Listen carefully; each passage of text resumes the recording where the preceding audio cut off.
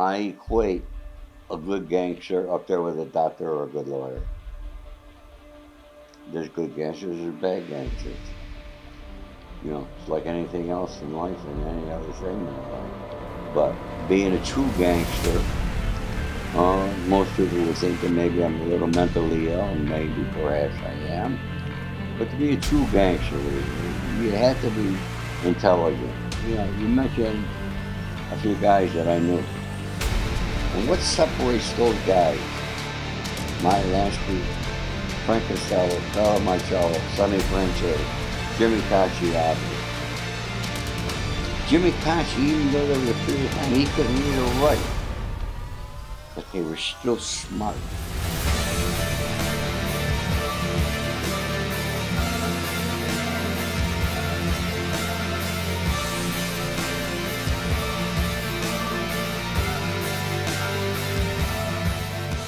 There's a show on TV right now about a guy, Ray Donovan. Yes. It seems like that show kind of mirrors your life a whole lot. In a way, yes, because when I came down to Hollywood, I knew Dino De Laurentiis, Ralph Serpian. I don't know if anybody knows who Dino De Laurentiis was, but at that time, back in the day, he was the biggest independent producer around. He did King Kong, across 134th Street, and tons of movies. I became close with them. He came from Italy. They were involved with Carlo Ponti over there in the film business. And he was very successful. And I became friends. And next thing you know, there's a problem here, a problem there. And I went out. I talked to people. They were easy problems. I just sitting down with people. I contribute my experience as a salesman of someone in church for understanding people and be able to sit down and take care of a problem. So you were what they would call a fixer. I was known as a Hollywood fixer. How much of that show you think they borrowed from your life? I only think maybe somebody somewhere picked up something, and the writers, once a writer gets something, they change it all so totally different. We had a writer that wanted to do a script, TV pilot about me. I mean, I read it. I didn't even know who the hell he was talking about. There was no semblance at all.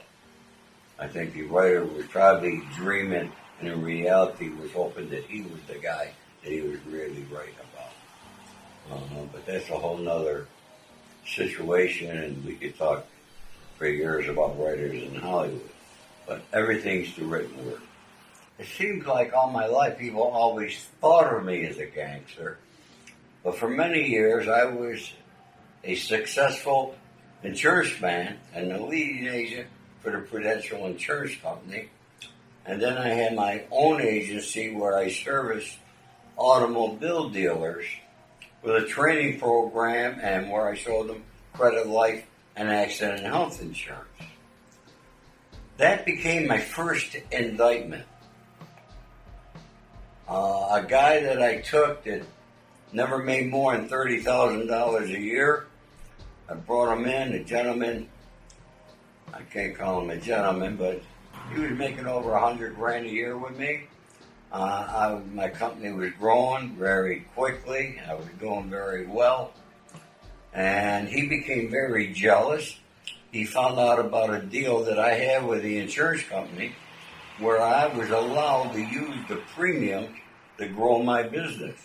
And then he tried to say that, that I was friends with Sonny Franchese, Meyer Lansky, and others, which he was trying to get me into tape conversations. Anyway, that became my first indictment. And I was facing 55 years in prison.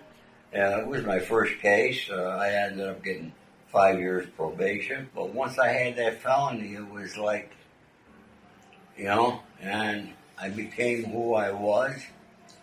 I left there. I went to San Francisco, and I became very well known in San Francisco in a very short period of time. I already known Sonny Franchese, all right, and I knew Meyer Lansky, and through life I got to meet other well-known gangsters. It's all in my book.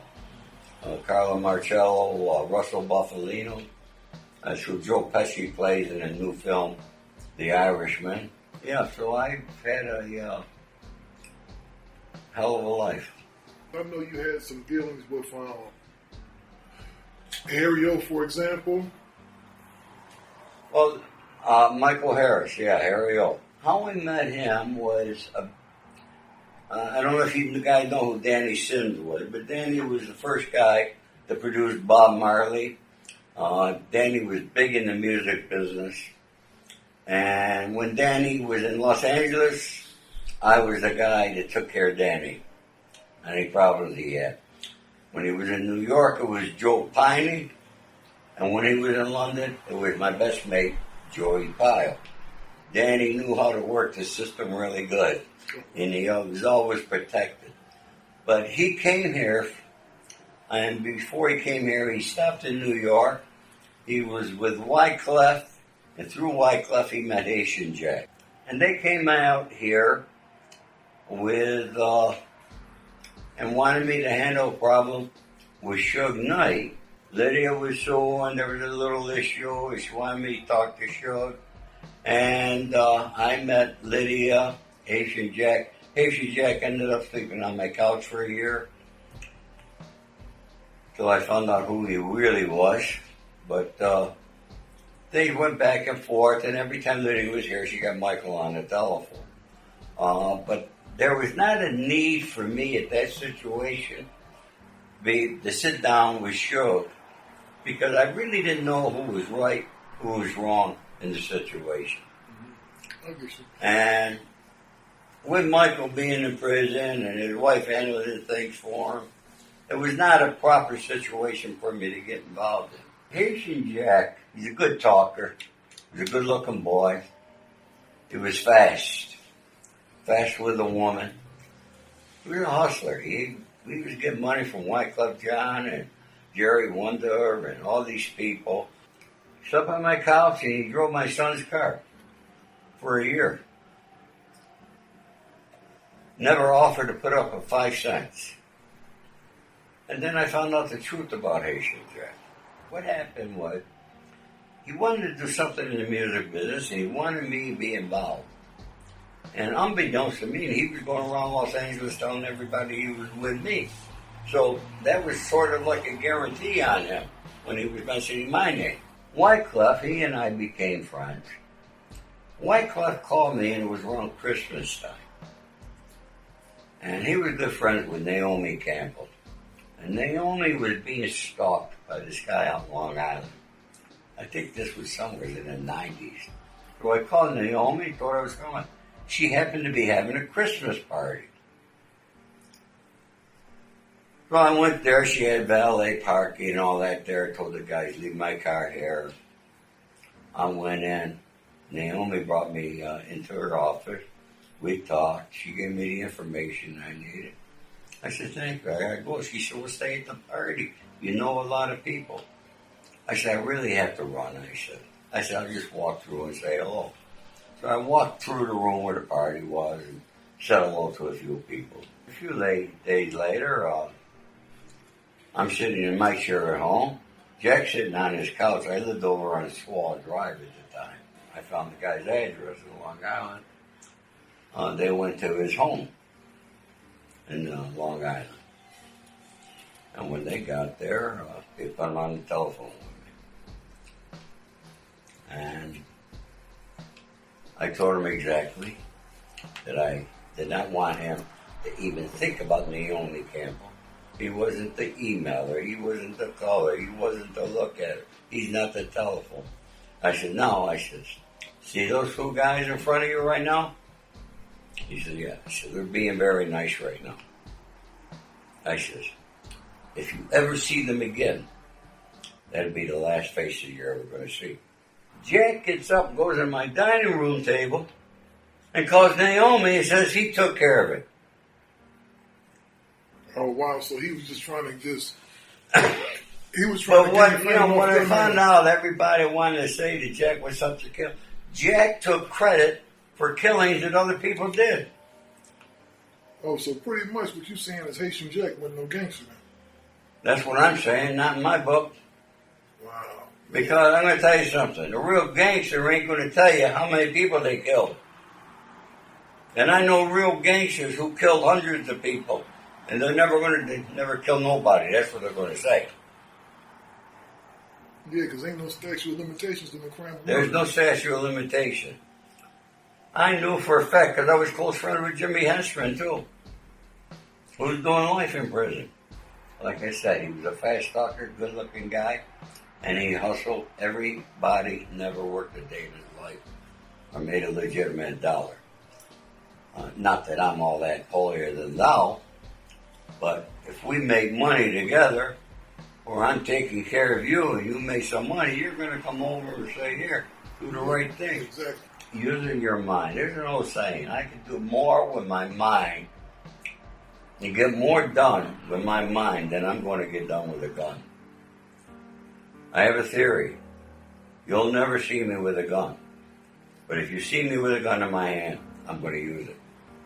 That's the only reason to be carrying a fucking gun. I had an overstock of what they call them in those days, DVDs and CDs from Universal. So my mate, Joey Potter, the boss of London, had a guy named Ron Winters. Ron was big in the music business. And Ron was a conniving son of a bitch. He was good at it. He was a good guy, man. Said he wanted to buy him. We had came to a price. And then he told me he's wired the money to me. I give him my banking and I'd be there waiting. Call my bank. The fucking went. I called Ron.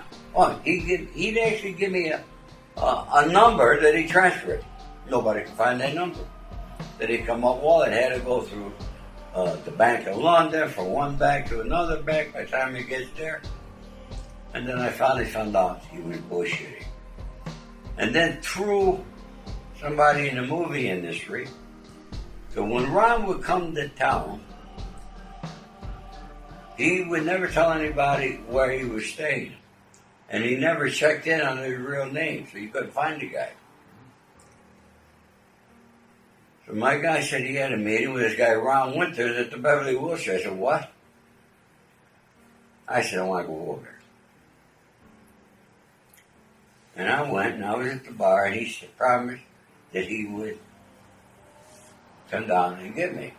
I was literally going to hang this fucking guy out the window. Unbeknownst to me, Suge Knight's there having a meeting with him. The other guy in the movie industry tells Suge about me that I'm waiting downstairs at the bar. And Suge came down, and that's how we met. And he asked me not to do anything. He said, we'll make money. Are you sure you will make money somewhere else? He said, but I got something going with the guy. I don't want to mess that up. He said, please. I said, okay, no problem. And then it came, and I started going to Suge's office when he was over here on Wilshire and San Vicente. And we always, I always saw him at the Four Seasons almost every night, because I used to be there practically every night as he was. And then it came time that Ron Winters happened to be his distributor in England. But Ron was distributing Death Row all over Europe. And he wasn't paying Suge. So Suge came to me.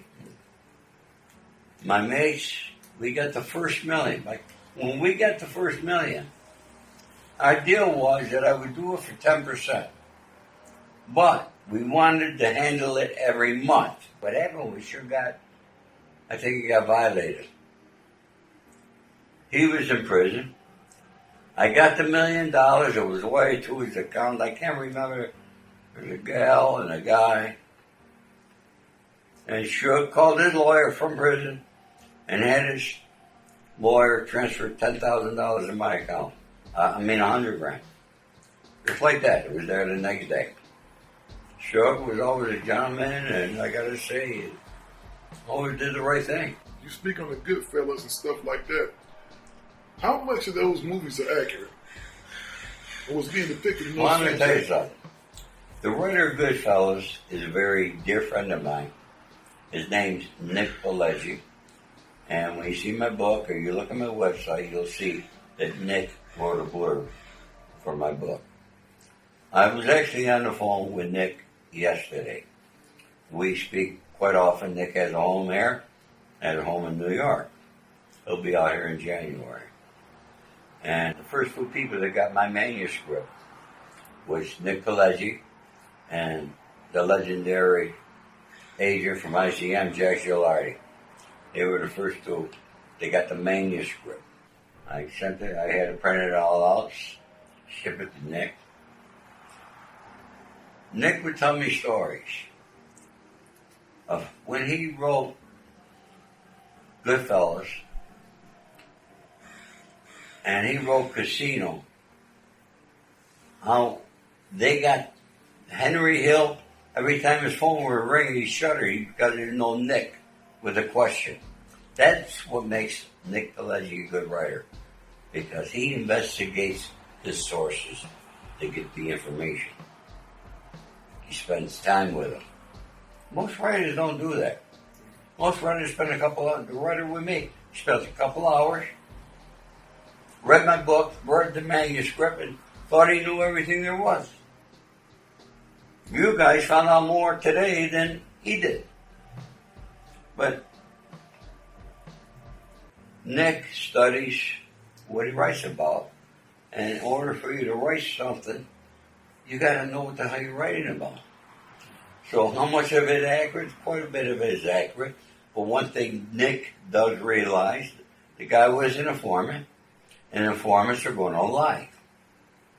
I can't read a book by an informant, but I think I got one here about an informant. He talks about me all the time. He happened to be a kid I would have nothing to do with. Every word in this book is a lie. The best acting school is the one the FBI's put their informers through. That's the best acting school in the fucking world. Because they can get out there and lie like you can't believe. Who's the most powerful guy you've met? Well, I'm going to say that it was Frank Costello, Russell Buffalino, Carlo Marcello. They were extremely powerful full time. You got to remember, I was very young when I met Frank Costello. I was supposed to call him Uncle Frank, which I did. Met him at the Waldorf Hotel. And I was not privy to the conversation he was having with the people. But, we would eat together, have an espresso and stuff like that. I never did any business with Frank Costello. He's a Calabrese just like I am. I'm Calabrian, I'm not Sicilian. And there's a big difference between the Sicilians and the Calabrese. Do you think the mob is the biggest factor as it was today as it was back then? No. But it's a lot different today than it was back then. Back then, if a guy became an informant, he got whacked. Those rules all changed. Back in the day, to earn your bones, you had to whack somebody. Not today. Today is how much money you could get. Everything's about money. There are informants that are still living in the same neighborhood that they lived in all their life back in Brooklyn. You guys had a thing going on with the gas stations back east. I'm really not involved with that there. That was, and I got to give him a lot of credit for that, that was Michael Franchise, who was Sonny's stepson. It was a brilliant idea. They made tons of money. And I know I did something for Michael years later out here. And I remember taking some money out of the trunk of his car, and it smelled of gasoline. But yeah, they made tons of money, and I had a lot of friends who were close. My friend Jerry Zimmerman, who's now deceased, was involved with Michael in that there. When Michael's brother Johnny, who I took care of for many years, only for him to become an informant against me and his father. How common is that, man, that people turn the informant in the mafia's life? How common is it? You'll read in my book, or one of my blogs, I have a saying, water runs downhill, not uphill. Not to get too much detail into that there. Everybody got Joseph Valachi becoming one of the first informants in breaking the code of silence. When the RICO Act, and believe it or not, the guy who started using the RICO Act, he's being investigated right now. Mayor Rudolph Giuliani, who's Trump's attorney. My only wish here, and I don't want to see nobody go to prison, but I hope they give Giuliani a perp walk just like he did with all the fucking guys he arrested. You know what I say with a perp walk? All right, he arrested a bunch of Italians. He had no charges on him. Walked them in the front door of the police station. They were going out the back door. He did that with Wall Street guys and all types of guys, just so he can get the publicity. Before you arrived here, I had a phone call with somebody, and I mentioned the name earlier, Johnny Franchise. Johnny Franchise, after testimony, went on a WITSEC program. He was living in Indiana, came out sometime in the past year. Johnny was a junkie, an addict, like you can't believe. And needless to say, I just heard where he's talking to somebody out here about trying to do a movie. Because I asked somebody, I said, I haven't heard from this guy in quite a while. He don't return my calls no more. And he said, well, he says, he's working with Johnny to try to do a movie on Johnny's life. I said, who the fuck's going to want that? Did I just say the name? Yeah, you did. So, man, I'll tell you the other name was afterwards. You go and get locked up. They come and get you guys locked up. How old were you when you got that case? When I got that case? Mm-hmm. How old was I? Mm-hmm. I was 63. So tell me how that feels. You're 63 years old, and I'm pretty sure you've gotten away with numerous things. You never got caught until, like you said, somebody dropped a dime. Take us back to that exact moment of when the cops came. That was an interesting moment. Because there were things leading up to it that I knew that day was going to come. I was hoping maybe because I was out here in California that I might escape it. And the reason I knew it was coming, there was an informant, the son he introduced me to. His name was Guy Furtado. The son, he sent him out here to meet with me.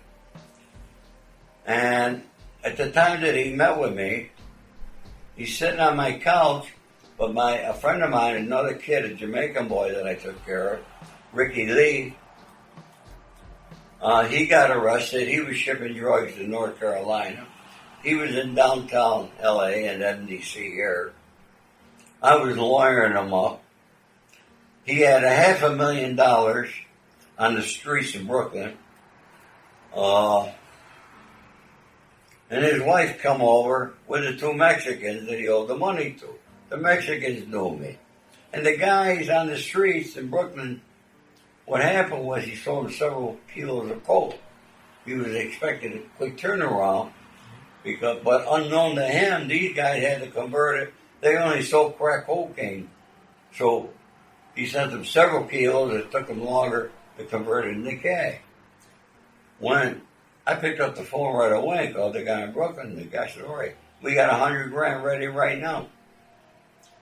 And then the guy Furtado said, I could have somebody pick that up tonight. I said, great. Well, have it picked up tonight. And then Furtado starts talking to these two informants that he wants 50 kilos. And he said, me and Ori, 50 kilos every couple of weeks, we'll transport it. Well, these guys ain't going to give us nothing. until that $500,000 on the streets is paid back. Furtado was wired up. The whole thing was wired. And that became a cocaine conspiracy. Oh, wow. All right? And that became something. Now, when he left here, he went back to New York. He talked to the couple, who happened to be Sonny's son, who I very seldom had any conversations with. His name is Michael. And he's telling Michael all the money that we're going to make because Ori's putting this big cocaine deal together, and we're going to do 50 kilos every 2 weeks.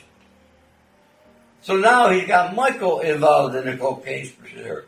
Michael became my co-defendant, and Michael and I never said one word to each other about any cocaine. It was a deal that just would not going to happen and never happened. And that's why if you read in the paper, it said I was facing life in jail. Could you explain to the public, like, on a RICO conspiracy, or on a conspiracy period, all someone has to do is just mention your name along with a crime, correct? It takes 2 or 3 people, that's all it takes. And here you had the informant who actually set up the whole cocaine deal, was trying to use me as the center guy because these guys knew me, and then he's back in New York talking to Michael about it. Then when the deal don't happen, he is telling Michael that Ori did the deal and fucked us all out of the money. When in fact, no deal ever transpired. I never had the intentions of doing it, or the thought.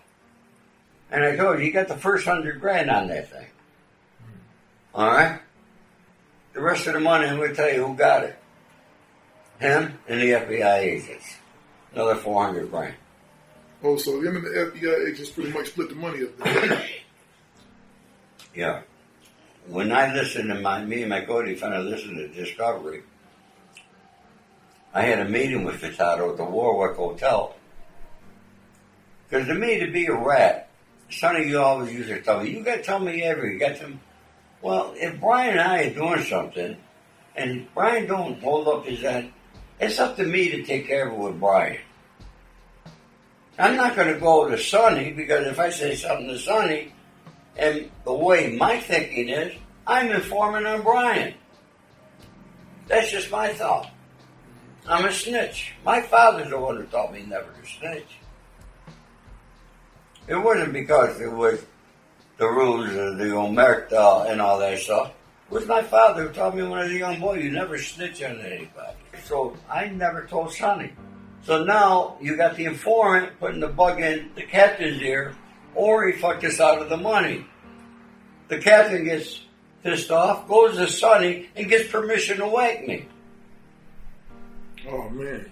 Thinking that I robbed hundreds of thousands of dollars. I was with Sonny Franchise, who we still talk to this day, and he's 102 years old. All right?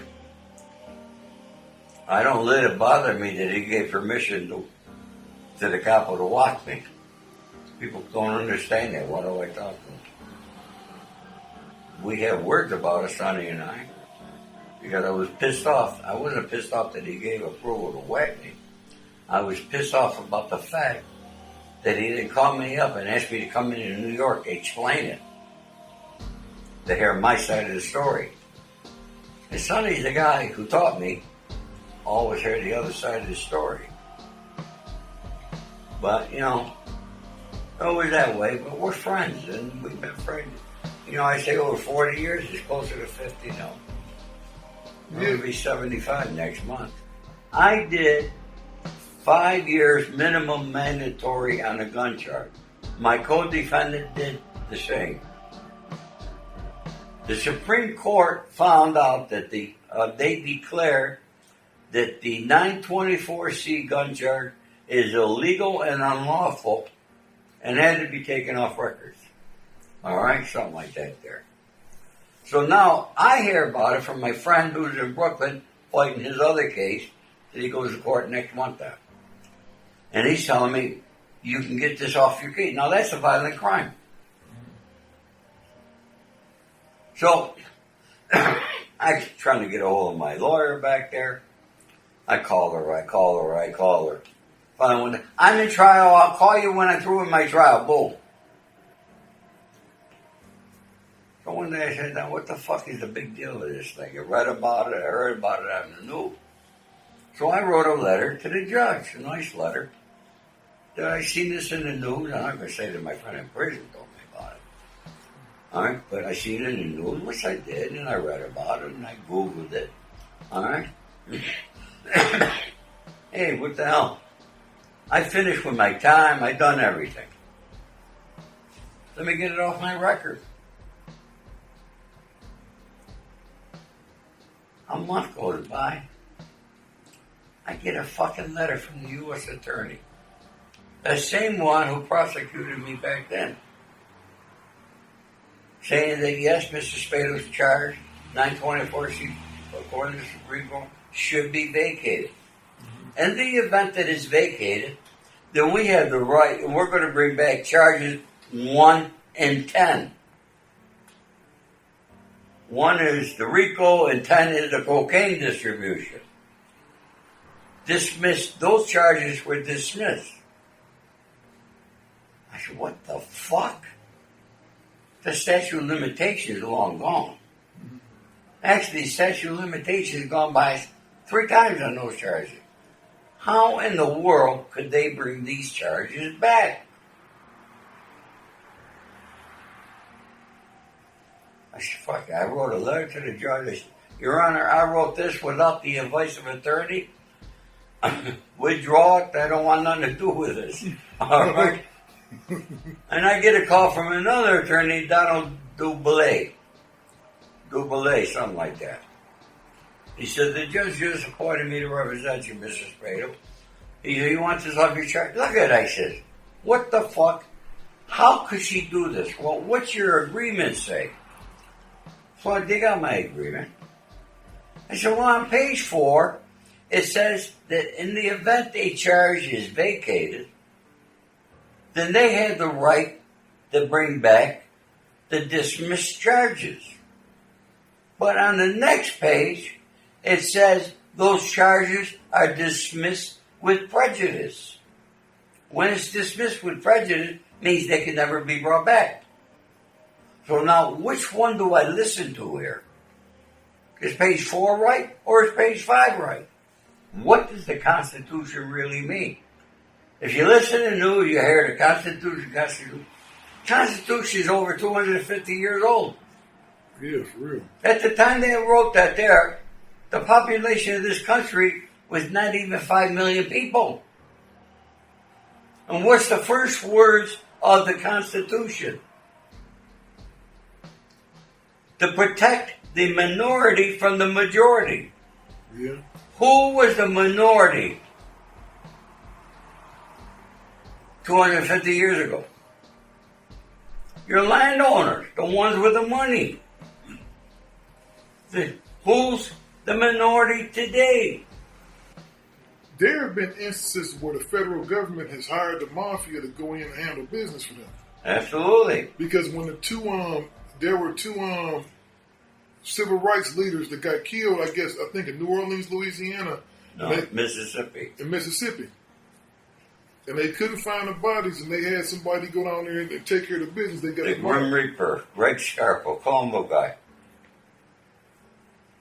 Wow. So that's what they call him, the Grim Reaper. He was called the Grim Reaper. And what exactly was his role in that? What did he go down to Mississippi and do? Greg Scarpo, he was being handled by a guy, Del Vecchio it was. And Greg was using them and they were using him. Greg wasn't giving them a whole lot of information, but they had him on the books as an informant.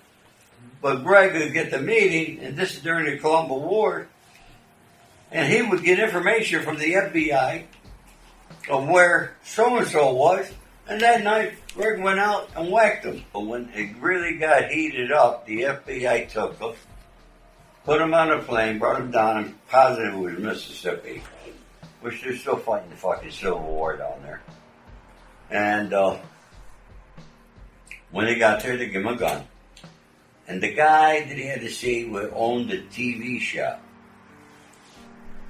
And he drove to the place, bought a television, asked the guy to help him bring it in the car. And when the guy got it to the car, boom, tied him up. And he made that guy show him where they buried the black boys.